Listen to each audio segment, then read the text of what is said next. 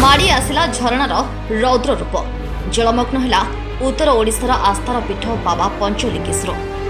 चली श्रावण मास बाबा मथरे जल अर्पण लक्ष लक्ष काउड़िया पदध्वनि में मुखरित होगा कथा प्रसिद्ध पंचलिंगेश्वर पीठ किंतु आज निजे जलमग्न हो रही।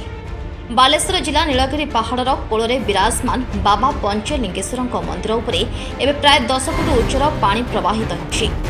लघुचाप जनित लगाण वर्षा जो पहाड़ू खसी आसुथिबा झरनार जलस्तर हठात वृद्धि पाइछि। जो पानी साधारणतः शिवलिंग उपरे अभिषेक होई भक्तों मन को शांति दिए से पानी आज रौद्र रूप धारण कर संपूर्ण पीठ को घेरी रही। मंदिर ट्रस्ट बोर्ड पक्षर भक्तों सुरक्षा को दृष्टि रखी मंदिर परिसर को जीवा उपरे कटकणा जारी कर झरनार स्रोत एते प्रखर जे सीढ़ी दे उपरकू जीवा प्राय असंभव हो पड़ी। सामयिक दर्शन और स्पर्श बंद रही सूचना रही। पंचलिंग उपरे लगातार 10 फुट उच्चरे पानी चलुछि।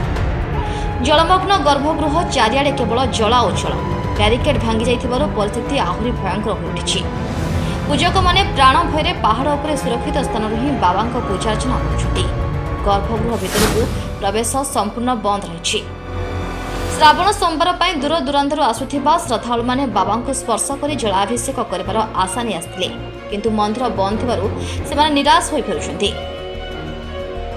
तेरे स्थानीय प्रशासन एवं मंदिर ट्रस्ट तरफ लोगों को अनुरोध करपर्यंत जलस्तर कमुना से पर्यंत कहीं पहाड़ उपरकू जावाक चेष्टा न करूँ।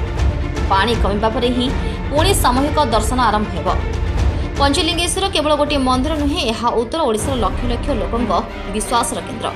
प्रकृति आज बाबा को निज कोଳରେ ନେଇଛି। भक्त मानकर गोटे ही प्रार्थना शीघ्र जल कमु आउ थे बाबा द्वार पुणी घंटी बाजू शंख बाजू आ प्रति श्रावण सोमवार काउड़िया जयकार पहाड़ रिपोर्ट सत्यता न्यूज।